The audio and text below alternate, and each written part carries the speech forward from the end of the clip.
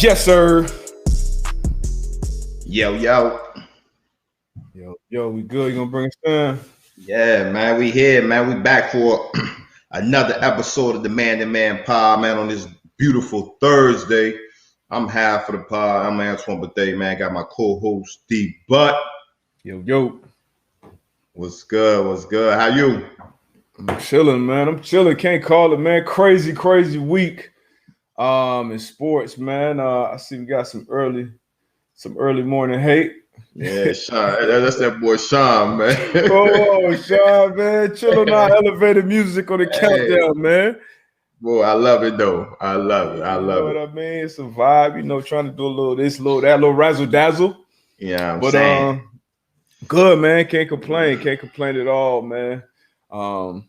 Been a busy week, a good week, productive, healthy, the family good. So no complaints on this side. What about you, man? Hey, all is well over here, man.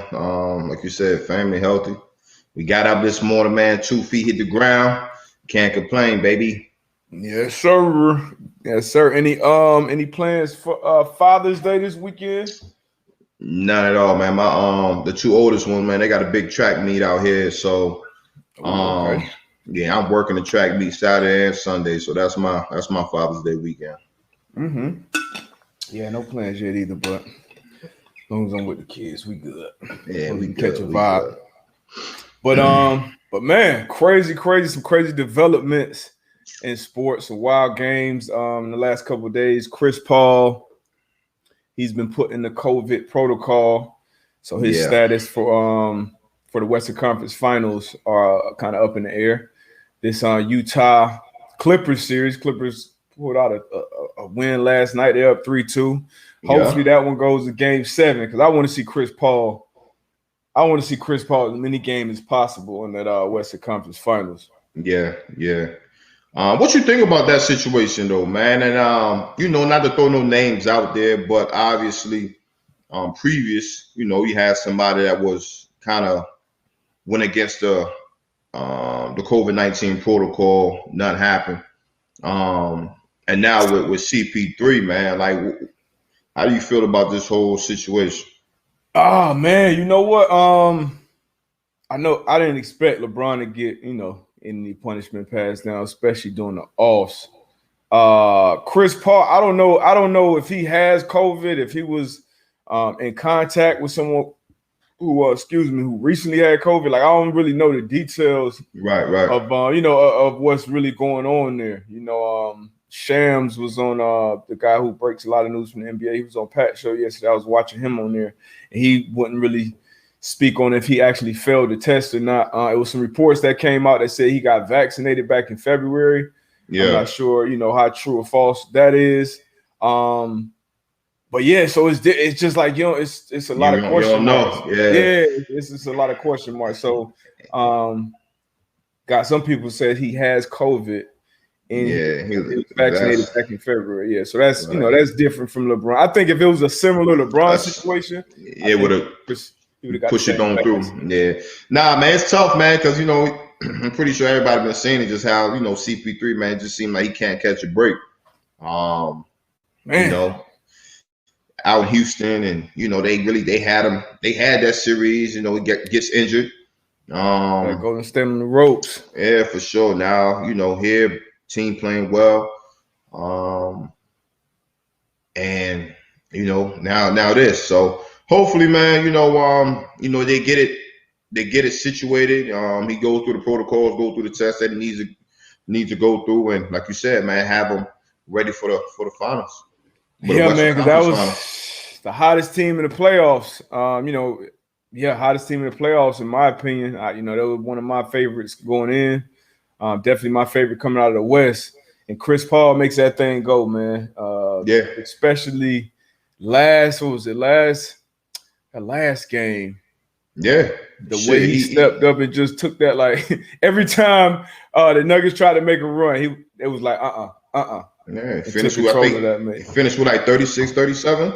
Yeah, no, I think it was 100 from the line, like maybe 1 or 2 turnovers during the whole series. Just so I really want to see Chris Paul back out there. If if the Clippers close it out, I think the Western Conference Finals start on Sunday. If they close it out in 6. And he won't be ready. He won't be available at that time. He will not be available. If not, if it goes out to 7, I think the conference finals will then start on Tuesday, which give him an extra 2 days. But if he has COVID, we're gonna see, man. What else though? What else? Let's just run down the different things that's going on. So Kawhi Leonard, we knew he got injured. That's come out of this an ACL injury. PG put that team on his back. Great performance. Shout out to playoff P, man. Shout out to Paul George. We gonna get to that though. We gonna get to that. Shout out to playoff P. Bron spoke out, talking about all the injuries in the NBA, and we spoke about that as well, having a short off season. We expect a lot more injuries. Stan Van Gundy fired from New Orleans. Scott Brooks fired out there in DC. GM in Dallas fired Donnie Nelson, who reportedly is one of Luka's guys. Luka Doncic, obviously, who should be signing a max deal pretty soon. That's one of his guys, so might be a little smoke there. Jokic plays in the Olympics. LaMelo Ball won Rookie of the Year. And then the other games we'll talk about. But let's get to that to the late game last night. That Clippers Jazz.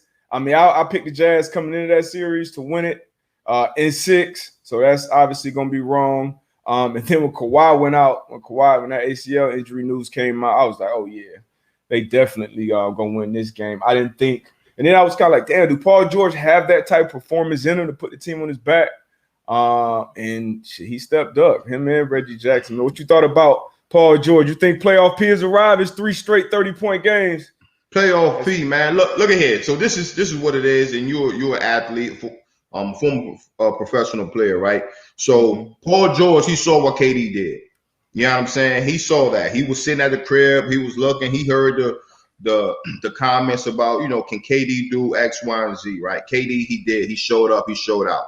Put the Brooklyn Nets on his back and had a phenomenal game, right? So, Paul George, he hearing the same thing. Kawhi's out. Obviously, people talking about, it's not playoff P. Like you said, it's Paul George. So, he's hearing this stuff. And he came out and did what he was supposed to do. He put the team on his back. Like you said, Reggie Jackson, he stepped up and had a huge game for him. And he been gaming too. He been gaming. Nah, for sure. But Paul George said it. He was like, man, when I was in Indy, I was doing this. I was doing this when I was with the Pacers. I was a franchise player. So now he said, now that I'm alongside Kawhi's out. He figured he needed to do what he needed to do. Hats off to him, man. He gets a lot of hate, a lot of hate, I wouldn't call it hate though. I would say maybe heat. He gets a lot of heat, especially on the socials and the media and things like that, because when you come out with a moniker, playoff P, sure. Playoff. You got to live up to that. You got to live up to it, and at all times. At all times. In the bubble, he's stunking up in the bubble. I know he was dealing with some things mentally that he came out and spoke on. And he's just been inconsistent in big moments, especially at this time of the year. So I wouldn't say it was hate that was uncalled for or anything like that.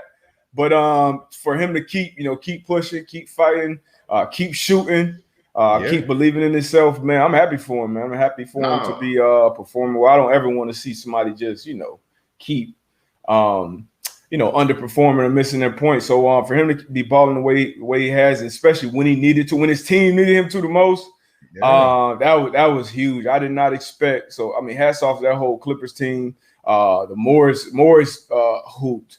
Like I said, Reggie Jackson, who's been playing great this whole playoff run, he stepped his game up. Ty Lue did a great job coaching, man. So that's a good team they beat. Jazz, they were shooting. Sure. They were shooting lights out in that first half. Second half got cold. I think they were like 3 for 24 from behind the arc in the second half, and they were fire hot that first half. So big win for the Clippers, man. You got them closing that series out? I don't have them closing it out. I think it will go game 7. Okay. I think it'll go to game 7. Is the next game in LA? think the next game is in LA. It is. Now, I don't have. if Paul George going to close this thing out in LA and he have another game similar to that, I'm calling playoff P.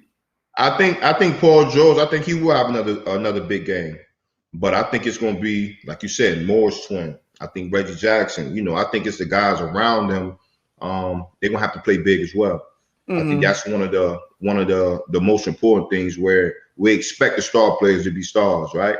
Yeah. But those role players, those players around them, they have to have solid games. Not they don't have to have these games like out of the world, but they gotta have solid games like they did last night. And like you said, Reggie Jackson, he been balling all series, man. So I don't know, man. I don't think they'll close it out game 6. I think it'll go game 7. But hey, who knows, man? The playoffs it's been wild this year. I wanted to go 7 more so for that Phoenix series for Chris Paul and his availability. I wanted to go 7. That's been a good series. It's been back and forth. I hate that Mike Conley is missing this series as well, but injuries part of the game, man. Part of it, yeah. Yeah, it's part of the game, but that'll be a good one. Like I said, if PG step up, put that shit on his back again, closing 1 seed out, I can call the playoff P because I seen playoff P. I'm a Heat fan, so I saw him take the Heatles. You definitely saw it. Yeah, I saw him take the Heatles to game 7. Bum ass Heat. You know what I mean? That was a good squad he was on, but it was. David West, Hibbert, Lance Stephenson had some hoopers on that squad, but he averaged 29 in the series, 29, 9, and 4. So we'll see. But the other game last night, the game before that, game 1, Philadelphia 76ers versus the Atlanta Hawks. Don't make no damn sense. I think Philly was up 26. I think was the biggest lead that they had. It was 26. I bet that game. I had to pick that game. I took the Hawks with the points. The spread was 7.5. And, I was not feeling great about that for the majority of the game. Was getting a lot of people chirping in them in them Twitter mentions. Like, hey, I don't know. Woo. Shit got real quiet in that fourth. Embiid ball, he dominated from the get. I think he started out 8 for 8. Steph Curry was on fire. You was sweating watching that game. Nah, man, I turned it off. Honestly, I turned that shit off.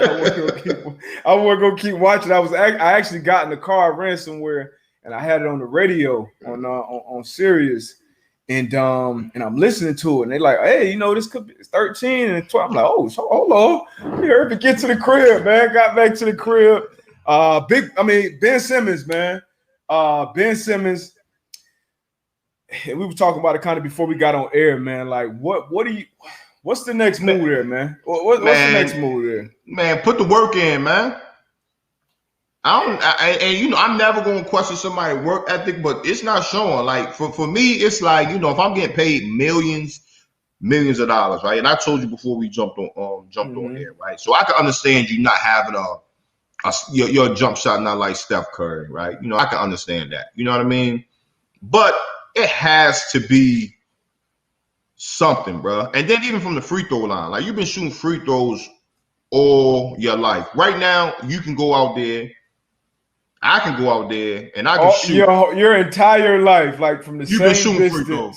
Like I can go out there out of 10. I'll give you 7. I'll shoot 70% from the free throw line. You know what I'm saying? And I think last night it was either 2 for 14 or 4 for 14 from the free throw line. Like, and with they started to hack a Ben early, like that. That's what I'm saying. And with you being a guard and you primarily having the ball in your hand, that's not a good look, man. So he got to put that work in, man. He got to put that work in. And I'm not saying that. Again, I'm not saying that he doesn't put the work in or his work ethic or whatever, but it's got to do a little bit extra, man. Especially when you one of the young guys of the franchise, man, that you're trying to build around. You one of the cornerstones. You're a big part of that process. You're number 1 pick. And then my thing is, like you said, you could go in the gym and put up 500 shots a day, 1,000 a day, whatever. Like it's something you gotta be. You have to at this point in your career. We gotta see improvement. You're too much of a liability to your team. And you giving more of a pass with the jump shots. I'm not. I mean, he may not ever be a good 3-point shooter, but you got to be effective. 18 and in. Same goes for Greek. You got to put the work in. You have to. And then if you're not going to do that, at least play elite defensively in this series. Like, you got a guy in Trae Young who, okay, we need somebody. We got to stop this guy from getting in the paint and killing us with this mid-range in between game, driving, dishing. You're an all defensive type player. You gotta be that difference maker, at least in that phase of the game, if you're not giving us shit on offense to the point where we got to take you out of the game because they follow you. So that's one guy who didn't show up. Tobias Harris, who's been averaging 20 a game in this series. He's been balling. It was two people scored field goals for the Philadelphia 76ers in the second half yesterday. Curry and Embiid. Unacceptable. So let me ask you this, right? So they get Doc Rivers out of LA. Like, how does that? What type of light does this? Like, what does it look like for Doc Rivers? It don't look good. It does not look good at all. If we've been real, and I'm a Doc fan. I was actually in New England when he was coaching the Celtics, and I've been a fan of his since then. But I didn't think it was fair for all the blame that he took from from some of the guys in that Clippers locker room last year. Yeah. But he definitely could have got better. He definitely could have done some things better. He definitely could have made better adjustments. He gonna take some heat for this collapse. I mean, it's something that only happened probably a handful or less in the playoffs. It's just completely unacceptable. So if he doesn't pull this series out, it's gonna be ugly for Doc. I'm not saying he's gonna be fired. But it's not going to be a good look at all for Doc. I mean, the last two games too late. Embiid had a great game, but he faded. Like, he faded at the end of the game before. I think he was like 0 for 12 or something like that in the fourth quarter. This game, he was kind of out of that perimeter late, shooting more jumpers early on. He was dominating in the paint, unstoppable. Got to the line. He missed two big free throws. So he's got to finish. But Tobias Harris, in my opinion, he's the guy that got to show up. You're a $180 million guy. You got to show up every night. Like, you don't have an option not to show up in a playoff series of this magnitude when you're a max guy. So, yeah, man, it's tough. They may have to read. They're gonna have to do something with Ben Simmons, though. They're gonna have to get him up out of there. Byron G, man, got to leave Simmons out in the last 4 minutes of a close game, and that's crazy, and that's wild to me because you are one of our main ball handlers. You are one of our young stars, and for you to be on the bench in close games, like that's unacceptable. We can't have that. Yeah, that can't rock. I mean, so do you move on from Ben Simmons? Nah, I don't say you move on. What year is this for Ben? This is year. What is it? Him and Tatum. Year 4? But he really came in the year before. I think it's year 4. Year 4. Now, I don't say you move on right now. But again, like I said, he got to put that work in. He has to show improvement. But I think it's close though. Yeah, it's close though. It's around that time where you do look and be like, okay. Because again, you look at you. Are we still trusting this process? Exactly. And then for me, it's like you just look at the guys that came around the same time that he came into the league. What are them young guys doing? You know what I'm saying? How are they developing? Yeah, man. We're gonna that process. They're gonna have to figure something out over the 76ers. Same thing over in Boston. They're gonna have to figure some things out over in Boston. My fault. Stan Van Gundy. That's the one that. Oof. What's this? That's what Ben Simmons got already? That's what Ben Simmons. 4 for 1. Yeah, them basketball jumps ain't no joke. Them choice ain't no joke. What was I looking at though? Stan Van Gundy, one and done. Oh yeah, Van Gundy, one and done. Signed a 5-year deal with New Orleans. 1 year out of there. I mean, I think they definitely underachieved, but sheesh. Yeah, I hate when organizations give coach like. I hate that. I hate that. You got to give a coach more than 1 year, man. Now, if it was a mutual thing where Stan was like, "Look, man, get me up out of here. Too. Yeah, like you gotta get a man at least 2 years to build that foundation as far as like what he's looking for. So yeah, man, I hate to see that in all sports though. Like whatever the case may be, you got to give a coach more than a year, even more than 2 years for real, because it takes some time to really build a foundation, to build a culture. As far as what you're looking for, bringing the guys in that fits that mold of what you want, man. So again, unless it was a mutual thing though, I hate to see it. A lot of these coaches, they've been getting that. Oh, this coach mutually agreed to part ways. The coaches probably used to hear that, but the coaches they probably see that shit though. Like, oh man, I can't do nothing with this. Hell yeah. But I mean, you got Brandon Ingram, you got Zion. I definitely don't think it was Van Gundy. If you coaching a young star, because Zion had a damn good year. Ingram had a good year. You got to build around those pieces. But I definitely want to see a situation that Van Gundy would want to leave after a year. But if I'm an organization, I don't think you make that move unless it's somebody in mind that you say, all right, this is going to be our guy for these reasons. Like these are the this is the type of philosophy we want. This is the type of culture we want around here. We need to change some things up. If you have somebody in mind, that's one thing. But if you just fire Stan Van Gundy, you just go out here just to start a search from scratch. I don't think that's in the best interest for the team. But I mean, what the hell do we know, man? Exactly. Shit, we on the podcast talking about it. You know what I mean? What do we know, man? We're not running any teams out here. Not yet, at least. Hey, let's go down to DC. Go down to DC. Wait. Before we do that, we didn't get on here and talk about this KD performance that you were. I mean, I know you picked the Bucks. You still like the Bucks at 7, right? I still like the Bucks at 7. Yeah. I still like the Bucks at 7. I said going into that game, the Nets didn't have a chance to win it without Harden and Kyrie playing. KD by himself, I didn't think he had a chance to win it. Harden played. Hey, and somebody said something about KD need to be put back in my. KD is in my top 5. He remains in my top 5. That was Tone that said that. Tone said that. Yeah, and he's still in my top 5. All I said was all top 5 are not created equal, which I still stand on that. Now, James Harden did play. You look at the stat sheet, you look at the box score. Shit, if you watch the play, he wasn't ready to play the game. But as an athlete, as a team, as a former teammate, like when one of your guys, like your main dogs, go out there and wounded, he don't want to leave KD out there by himself. Like that does something for the team. That does something, regardless of how effective he actually is.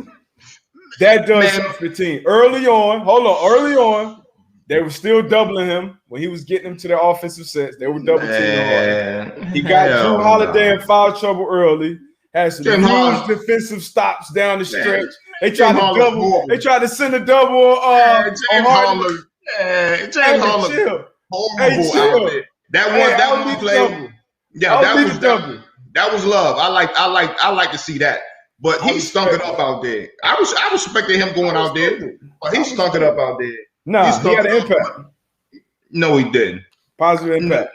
No, you watched that game. He did not. It was all KD and amazing decoy. Amazing decoy. He was like a wounded receiver that went out there and had one catch for 5 yards, but we were still shifting coverages his way. No, that you got to safety out of the box for the run game. That's a horrible coach. That's a horrible. If you a defensive captain, that's horrible. Like you gonna see that. You gonna see coach is terrible.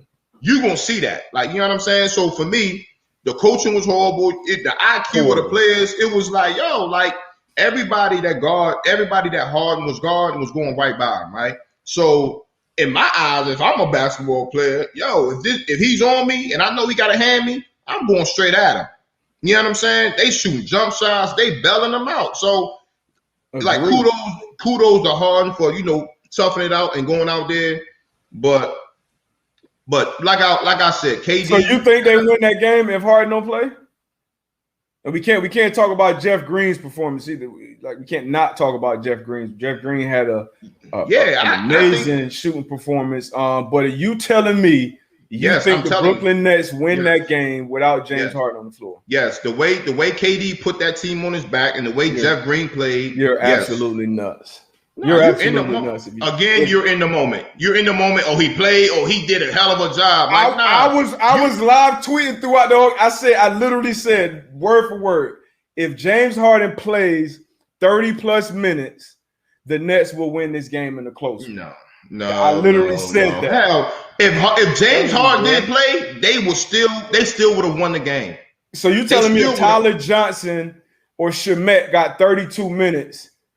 They win that. Stop it, man. They not winning that game, but they sending double teams at Harden the whole first half. Damn near. What I'm telling you is that I don't care about them other players. I'm telling you, if James Harden wouldn't have played, they still would have won. So, like I was saying, previously, I said, look, you didn't think that was going to win anyway, right? That was without Harden or Kyrie. I don't think they had a chance to win. I still stand by that. Right. So I said that it was an opportunity for the Brooklyn Nets to win because they had a top 5 player all time in your books, KD. Damn right. And he was capable of giving you a 50 or 60 piece. And if he can do that, you got an opportunity. And that's what he did. And then, like I said, Uncle Jeff, he came out and he had a spectacular game.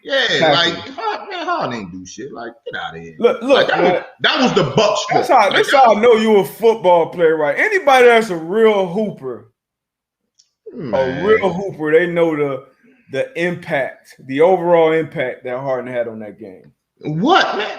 I'm gonna tell you what he's against the team in the offensive sets. Like I said, they were get the ball to KD and let him do his thing. No, that was not. They were double teaming. They were double teaming Harden early. He got Drew Holiday 2 fouls early. Harden is a guy who's gonna find the open guy. He's gonna make the extra pass. Like that'd be a lot of it. Like players don't know what extra pass to make. Like for you to go out there and be able to. If he didn't have an impact, trust me, he wouldn't have been out there for 40 plus minutes. Like the coach is like, all right, bro. Like we gotta see if we gotta get you back out there. Lies. I'm telling you, bro. Tanner with me, somebody with me. I think Javier with me too. Yeah, Tanner, Javier, man. Kudos to both. Kudos to all three of y'all.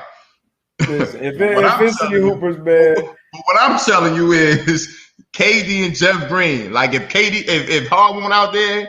Oh damn, never mind. Javier with you. Right. If Harden wasn't out there, guess what? KD would have had 60 of them things. If Harden wasn't out there, those double teams that they were sending at Harden, they would have been sending at KD at the beginning of the game. So Jeff Green would have had 35 of them. No, because now we don't have to make that extra. When I'm Harden, I got the ball, and somebody send a double team to me. It's 3 guys left on the other 4. So somebody else got to rotate. Somebody gonna be open. Somebody can cut. That affects the whole game. Whether Harden's shooting or doing whatever he's doing. That's impacting that defense. So KD got a one-on-one automatically. They didn't double KD till the end of the damn game, really. You talking about first half? First half, they was down 20 points. So that shit didn't do that. That was whatever. Second half, his presence, man, his presence. But anyway, that game I want to bet too.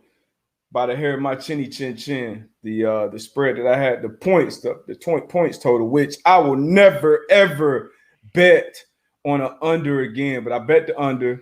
It was at 222.5. They ended up actually landing right on 222. But that is the worst. I mean, gambling on sports affects how you watch the game, obviously.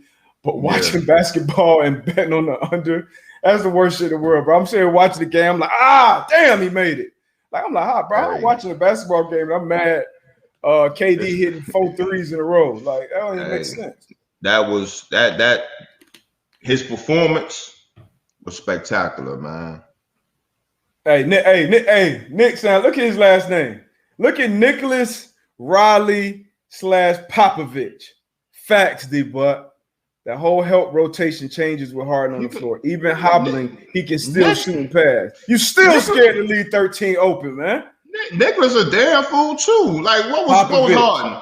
What was Harden? What was his what he shoot for? I don't care, bro. That don't matter. It matters to Remember, me. Terrell Davis in the Super Bowl? He's on the sideline. He told Coach Shanahan, "I got a migraine. Man. I can't see. I can't." Hey, get your ass in the game. We're going to play action because they don't think we're gonna run if you're not in the game. He got in the game. So he can't see, huh? He got in the game. Boy, don't touchdown. Hey, don't be gullible out here now. Hey, gamesmanship, man. Shit, Come on, man. Hey, AB. Hey, look at here. Like I said, they're not just handing these out, all right? Hey, what's up?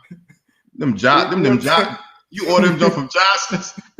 They not just handing these out, man. You feel me? Johnston's, like, man. Mondays, 25 and up league. You know what I mean? Shout out Game Time Cobras, man.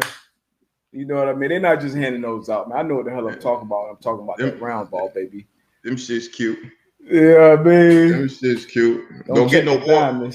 Don't put no water on them shits. Nah, them Jones don't get wet. I don't keep them in the sun too long. Hey, Tone, man, that's all I know how to do, man. Like, good money. Hey, that's all I know how to do, man. I'm gonna just keep it a buck with you, at all times. Get that shit out of here, man. Giving Green too much credit. I wouldn't say that. Green who? Oh my gosh. Green who? They don't win that game without Green. I mean, it's a team game. It's a team game. I saw LeBron drop 51 against Golden State. Come on, Eddie.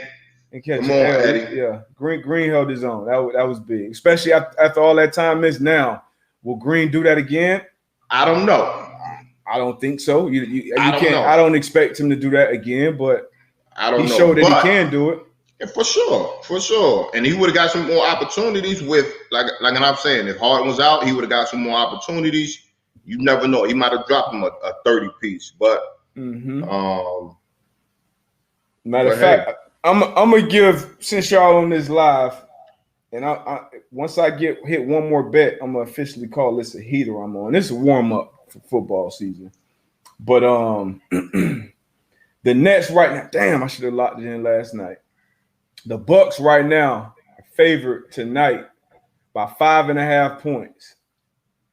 Now I'm assuming that Harden plays again. I think Harden's going to play a little better. Why? Now, because I feel like now he got like this. If you all his shots, watching the game, all his shots they were short. Yeah, he had off to the left. Yeah, on legs. Not really happy. So for him to go out there and get that conditioning. Now he had obviously a day rest. He kind of know where he's at. The basketball savant that Harden is, I expect him to adjust. I expect him to play better. I expect him to be more effective. Maybe he feels a little better. Who knows? It can have a reverse effect. Yeah, it can have. It could. Especially with them soft tissue joints. Like it can have a reverse effect. So we'll see. 100%. But I mean, I think I don't like he not coming out playing 46 minutes unless he feel. I got faith in him that he plays better. I don't think KD goes for another 49 piece, but I think he still has a 35 plus type game. Man, look ahead. So I'm taking the Brooklyn Nets plus 5.5. Two things. Now, Kiba, the Bucks should have definitely attacked Harden all game. I don't know why they didn't. I don't know what the coaches was looking at. I don't know what the players was looking at. Like it was one time down the court. I forgot who went at him. Somebody went at him, drove right by him. Probably Giannis. No, it wasn't Giannis. Oh, okay. It wasn't Giannis. It was give me young boy name. The guy that they got from Pelicans. Drew Holiday. Yeah, Drew Holiday. Okay. Drew Holiday went, smacked that at him, right? Boom, boom, went to the cup, laid it up. Next time down the court, gave him the rock. So I'm like, oh, word. Keep about doing the same thing. Man, he shot a oh shit, my fault. My man shot a 3. I'm like, come on, man. Like what's going on? Boy, just like the Jazz, the boys live and die by that 3-point line. But you gotta adjust. The second thing though, Harden not Harden, but KD go for 40 plus tonight. Nah, not back to back. He play every minute, man. He's going 40 every plus minute. tonight. Every minute, and people so quick to give him that. And the question is, everybody calling KD the best player in the world. Can he put it on the back? Can he do this? Can he carry the offensive load? I was questioning that. You said he could. That was one game. Can he do it again? I can see him going 35 plus. How is this guy in your top 5 and you don't think he can go back-to-back 40? Bro, all right, we got to understand this, right? Okay, so let me show you something real quick. So back in 2018, let me just give you, because we got a top 5. When I say top 5, isn't everybody's not created equal. Okay, LeBron's obviously he's in the top of my top 5. Right? I don't care about this shit you about to talk about. LeBron James playoff run. Some notable stat lines from that run: 51-8-8, 46-11-9, 46-12-5, 45-8-7, 44-10-8, 44-5-3, 43-8-14, 42-10-12, 38-6-7. So when I say top 5 is not like even like, yeah, he's still in my top 5, but I can't expect that type of performance from KD every night. So I can expect him to drop 35 every night. He should not be in your top 5. If you don't think this man can drop 42 games in a row, he shouldn't be in your top 5. What are you talking about? I'm not saying he can't drop 4. I'm not saying he can't. No, I'm not saying he can't do it. But you like just said that you don't think he had 49, 17, and what, 10 or 12 or something like that. I don't expect that again. I said 40 points, bro. You said 17, 12, and I said he's going 40 35 plus. We on the same page there. I said 35 plus. 35 and 42 is a little different. I say 35 plus. So you saying 40?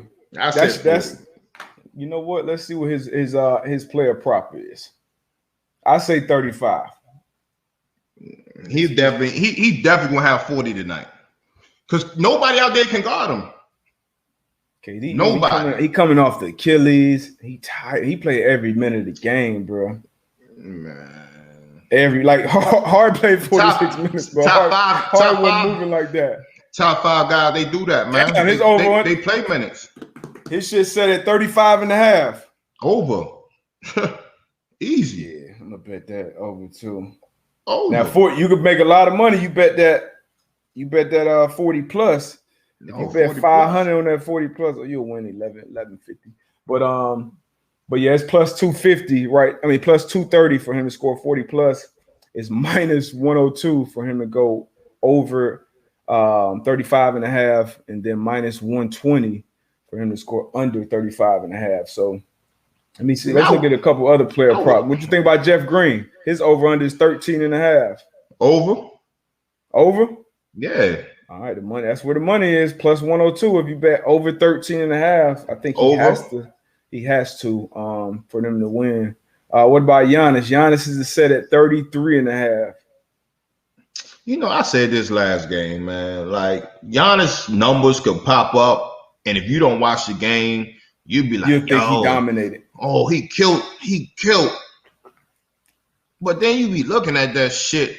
And my homeboy played ball. He was like, look, his go-to move is he gonna go to the left, he gonna spin back right. No bad. No, I'm gonna ask you this. Hey, he going to the left, he gonna spin back right. Now, people think I don't like Giannis, right? People think I don't like him because of some things I say. Hey, y'all fall for the Giannis finesse every year. This time the playoffs, he shows you why he's not the Batman, basically. And I still believe. I think he's a big man that needs another guard who could be a closer. I think he's like a Shaq, basically, more athletic, faster Shaq. Yeah. But I love Giannis, man, as a person. I love his story, the things that he went through as a young person, and his grind, his work ethic, his development in the league to become a superstar, have a signature shoe, 2-time MVP, Defensive Player of the Year. All amazing, incredible, already first ballot Hall of Fame type accolades.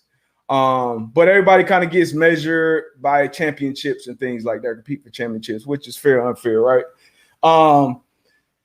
But he needs that Batman. I think he's a really, really, really, really good Robin.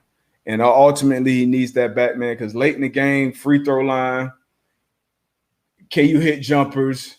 You get a post up on James Harden late in the game, a 6'4", 6'5" James Harden. You shooting fadeaways. You got to be able to close games. You got to be able to elevate in the meaningful points in games, and he has been able to do that. So I rock with Giannis, but I mean it's a lot, man, to be desired when you have those accolades and those trophies, and then you're not picking up KD, dude, scorching, baking your whole team. And you checking Joe Harris in the corner, like nah. You think that got anything to do with Giannis not growing up like over here? Not coming up the same way kind of we did in similar neighborhoods where it's like, all right, if AB that dude over there, like I got to go over there in 7-5 and see what AB talking about. I got to go in that open gym and pick up AB. Like, do you think that got something to do with him not doing those type of things? Nah, I'm not gonna put it on that.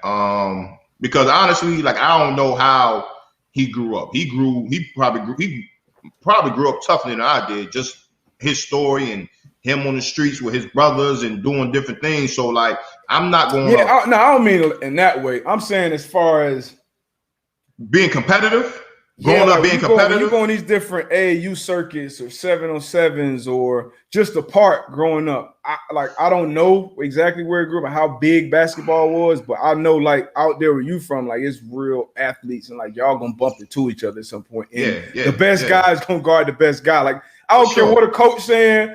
I don't care about none of that. I got this dude. He got 30 right now. No, I'm with you. I'm with you. I don't know, man. I just think I don't know, man. It's tough. And then for him to say like, well, maybe he's being real. Like, KD's the best player in the world right now. Like, maybe he a realist. Like, yo, like shit. The shit he said. Giannis was like, I seen this shit firsthand tonight. Like what he was doing. Like he said it earlier in the season though. And you seen the highlights of the other game when he tried to guard KD, and KD was like, "Y'all try to compare." So Giannis probably like, you know what I'm saying? So KD definitely said that shit to Jay Will too. Yeah, so I was like, he definitely said that. So but you don't say that in the middle of the series, bro. Nah, you got 2 games left to win. You got you the star. You the star of the team. You definitely don't. You definitely hold that close to your chest. Again, like you said, with all the awards that he's received. A lot of people we expect a lot from him, we expect him to step up and guard KD. We expect him to do the tough things, but like I said, just the way his game is, with like you said, with not being able to really hit the free throws throughout the game, him not even being able to create his own. Like if it's not him running through the lane and spinning and dunking, after that. It's it's limited. So I think Middleton got to step up too. He got to step up, be consistent. But but if you look at Giannis, and I'm not giving no excuses for him. Sure, he's still fairly young in his basketball life. You know what I'm saying? Mm-hmm. He really hasn't been playing as long as KD been playing probably since he was 6-7 years old or whatever, but no excuses. But Giannis, he got to step it up. No explanations. Yeah. You hear all the time, but he definitely got to step it up. Well, yeah, man. I know you got to get up out of here, man. You got to hop on that bird. Yeah, I know y'all gonna miss this real talk, but that's all I'm gonna do. I'm gonna give y'all this real talk. I'm gonna rock 15 more minutes with y'all, man. Drop some questions, comments in the chat. I'm gonna take a little minute break. Hey, before I get out of here, y'all don't let D-Butt sell y'all no shit on here when I get out of here, man. Please. Hey, so you got KD going 40 plus tonight. 40 plus. Jeff Green, he over 13 and a half. He over 13. Yeah. What else you need before I get up out of here? What else you need? 33 and a half Giannis, which I mean I expect him to score over 30. I'll say that. Yeah, but I will go under tonight. Okay, Chris Middleton, I think he's at 24 and a half. He's so inconsistent right now, man. Like 24 and a half. I'll give him the over. Okay. And then who's gonna win the game? Who's gonna win the game and who's gonna cover? The spread right now is Bucks are favored by 5.5 points. I got the Bucks. I got the Bucks and I got them covering. So you got the Bucks winning and covering the 5.5. I do. Okay. There you have it.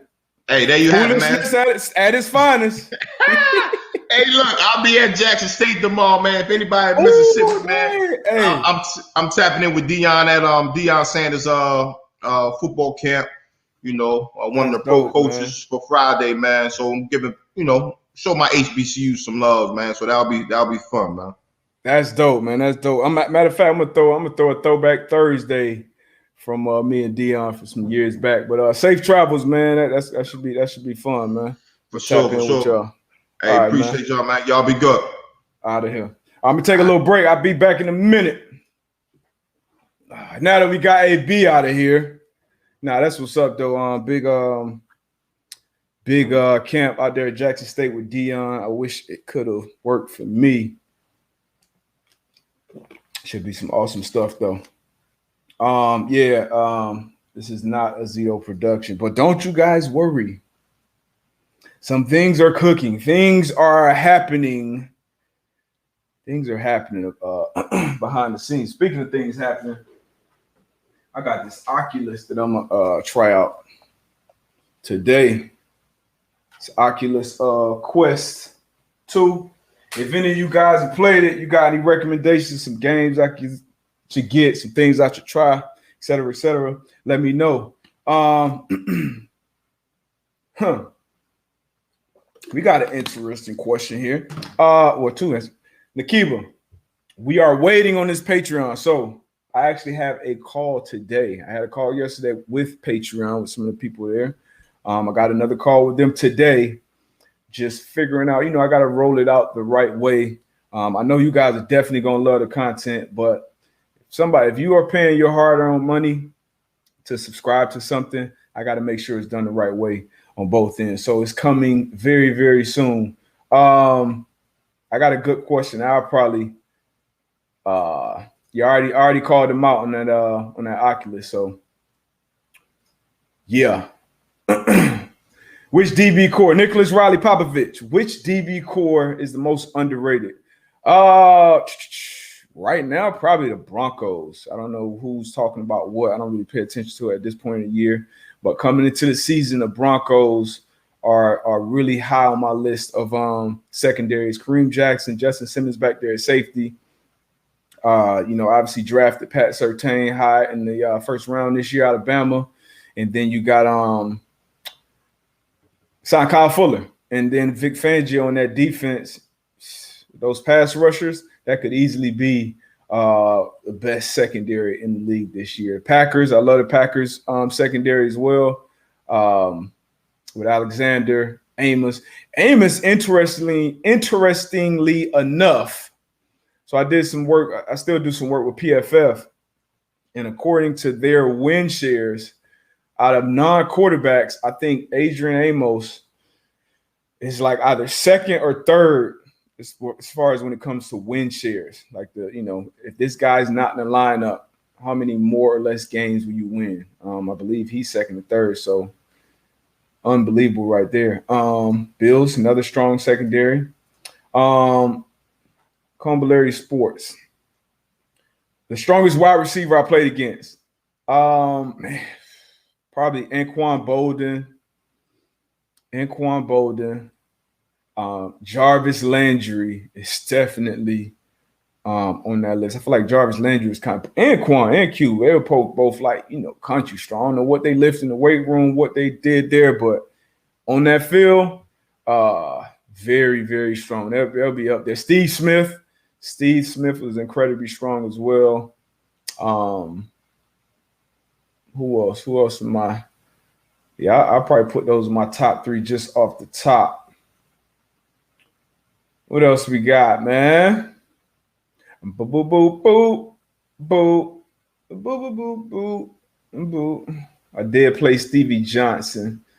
Question from Zach. Did you ever play against Stevie Johnson? Yes, played against Stevie Johnson. Stevie Johnson was hell off of that line of scrimmage. His releases were unmatched. Tanner Hall. Best locker room memory from my time with the Colts. I would say after beating Peyton Manning in that divisional playoff game up in Denver, the celebration that we had in the locker room, On the plane, we had booked our ticket to the AFC Championship. That was, what was that? The Deflategate game. So, you had a chance to punch a ticket to the Super Bowl. So, that was probably one of my favorite moments, favorite locker room moments. And then the other one is a Colt. It was that 2013 wild card comeback game against the Kansas City Chiefs. We were down like 28 or something like that in the second half, and we came back and won that. That moment in the locker room was incredible as well. So definitely two big ones. Yeah, man, some good questions though. Good questions. What else we got? How much time do we have left? Where's my where did I put my jet? Boop, boop, boop, boop, boop. Why is the time not showing? Okay, we got 5 minutes. We got 5 minutes.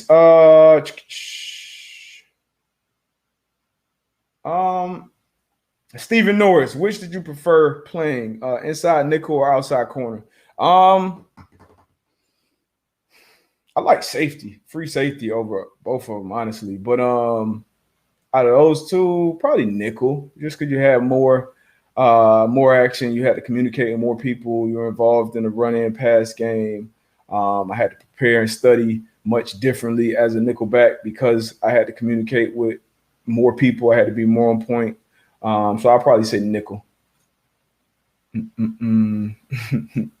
Did Jacksonville ever, Shay F, did Jacksonville ever have a receiver worth a damn? Yes. I played against a few. Cecil Shorts. Allen Hearns was good when he was there. I think Marquise Lee was coming into his own before he started dealing with those injuries. Jimmy Smith back in the day, Keenan McCardell. Jacksonville's definitely had some receivers over the years. DJ Chark, I like DJ Chark out there. They got some receivers now. They just signed Marvin Jones, Dorsett's out there, Philip Dorsett's. They got some players out there that can make some plays. Jimmy Smith is slept on though, as one of those dogs. Anytime I talk to older corners, they always bring Jimmy Smith up. So he was slept on. Max Maringer. Now this is obviously this is a touchy subject, right? The vaccines. And the Colts that came out reported they have some of the lowest vaccination rates or numbers in the league, which it doesn't surprise me. The people that I talk to that's still in the league, right? The majority of them would rather have not taken the vaccine. Like, bro, I did not want to take this vaccine. And you saw what was put out yesterday, the different protocols for the vaccinated and the non-vaccinated players. And it was pretty much like, hey, if you don't take it, you're basically back in your own bubble, in the unvaccinated bubble, and which was hell for a lot of players. Like I'm talking about, like dealing with depression, dealing with all type of things, being in that semi-bubble. It wasn't even like a bubble like the NBA was, but being in somewhat of a bubble. People not seeing their kids for 4, 5, 6 months. So it was tough. So for those reasons, people reluctantly have taken the vaccine because they didn't want to have to get tested every day. Didn't want to have to not be able to eat in the meal room, not be able to see family on the road, et cetera, et cetera, et cetera. I understand it from a workplace sense. You want to put as many safety measures as possible. But when you're talking about individual choices, as far as taking the vaccine, that's still an individual choice to me. It's an individual medical choice at that. So I don't even think it's cool for reporters to go in there and ask these players, hey, have you been vaccinated? Hey, this, hey, that.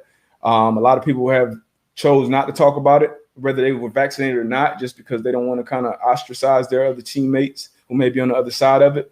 And it's a personal choice. Me personally, whether you're vaccinated or not, choose to get it or not, that's 1,000% your choice. If I take the vaccine, I trust the science behind it. I trust it to protect me. So I'm not going to be jumping down your throat or bullying you in a sense to take it. I'm like, oh, because if I'm telling you I trust it, then I can't be. I mean, that's just how I feel personally. But like I said, I know it's a touchy subject, but I see a lot of sports reporters. This guy, get the damn vaccine. What the hell are you thinking? Oh, how selfish can you be? And this, that, and the third, bro. This is something getting poked in your body. And you're talking to people who are more in tune with their body than most other people walking this earth. So, yeah, I would definitely be reluctant if I was a player to take it. But once again, do I want to go back in a bubble? Do I want to get to some sense of normalcy in this type of building? A lot of players I've talked to have pretty much been either peer pressure or somewhat bullied into taking it. I mean, it is what it is, man. But this vaccine conversation it's wild. I mean, I never thought I would have seen some of the comments and the things that I've seen, for people who are like, nah, I'm good. I'm not going to take it. Or I don't want to take it. HIPAA, I don't know what happened to HIPAA. It's wild, though. But yeah, man, I'm about to get up out of here. I'll be on the Pat McAfee show tomorrow. Got that Patreon coming soon. Yeah, man, I appreciate y'all, man. I see somebody saying I'm not even gonna comment on that. But be safe, man. Y'all take care of yourself, take care of your loved ones. Have a great weekend. All the fathers out there, have a great Father's Day. Yeah, man, it's love over here, man. Check that game out tonight. Nets Bucks. I'm taking the Nets plus 5.5. I expect KD to score over 35. I will bet on that as well. I expect Harden to have a better game. The Bucks may win a close one, but no way do they beat the Nets by 6+. Nah, I don't see it. But I'm out, man. Love y'all. Appreciate the support. Appreciate y'all being here Monday, Thursday. I see a lot of familiar names in here. See y'all on Monday. Enjoy the weekend. I'm out. Oh, we got a prediction. Hold on. 36, 8, and 7. That's going to be KD's stat line, Zach. Any other prediction? If you get a right prediction, I'm going to post it on the page. You better believe it. Oh, man. Appreciate you, Vanna. Happy Father's Day. All right, no more predictions. So I'm out of here. We're going to leave it at Zach. 36, 8, and 7. That's what he says KD's stat line is going to be. I'm out of here, man. Y'all take care.